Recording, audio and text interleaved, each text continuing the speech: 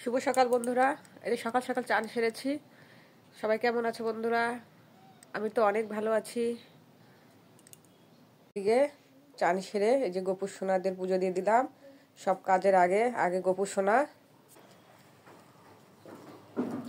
লুচি দেখবি আর লুচির বোতা ফুলবি, কথাতেই আছে।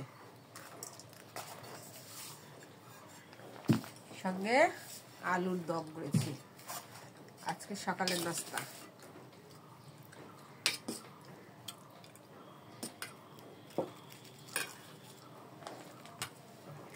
সকাল সকাল প্রতিদিন ভাত খেতে ভালো লাগে না, এই জন্য আজকে এই যে লুচিগুলো খুবই সুন্দর ফুলেছে, একদম সফট নরম, দারুণ হয়েছে।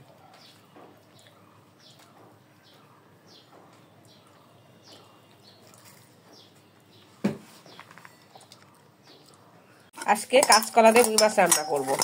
নুন হলুদ দিয়ে মাখে একটা মাছটা সম্পূর্ণ কড়কড়া করে ভেজে, মাছগুলো সুন্দর করে ভেজে নিব। কাঁচকলা দিয়ে রান্না করবো আজকে রুই মাছ। পাঁচফোড়ন দিয়ে দিচ্ছি, আর এই যে কাঁচকলা, আলু,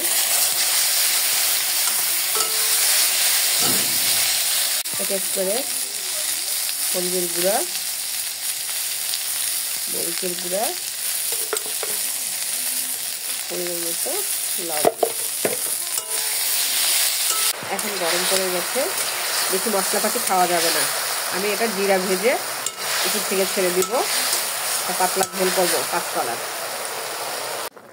মাছগুলো ছেড়ে দিলাম, আর এই যে জিরা ভেজে রেখেছিলাম সেই জিরাটা দিয়ে দিলাম। একবার হলে করে দেখবেন বন্ধুরা, এত টেস্ট লাগে খাইতে, কি বলবো। এখন তো গরম, অত মশলা খাওয়ার কোনো দরকার নেই। এই যে গরমের সবজি সজনা, খেতে খুব ভালো লাগে। আজকে সজনা চচ্চড়ি করবো সরিষা বাটা দিয়ে।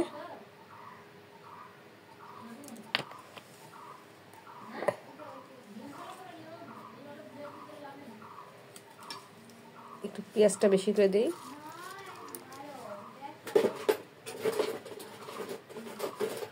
আর নামানোর আগে আগে সরিষা দিয়ে দিব।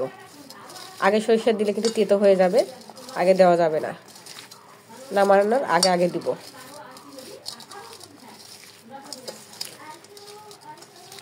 একটা আলু দিয়েছি,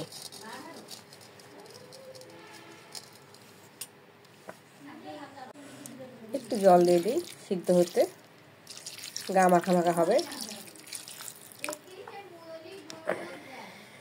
এখন ঢেকে দিব, নামানোর আগে সরিষা বাটা দিয়ে এইভাবে একটু পেঁয়াজ দিয়ে দিলাম উপর দিয়ে, খেতে ভালো লাগবে। গা মাখা মাখা তো একটু পেঁয়াজটা বেশি দিলে ভালো লাগে খাইতে।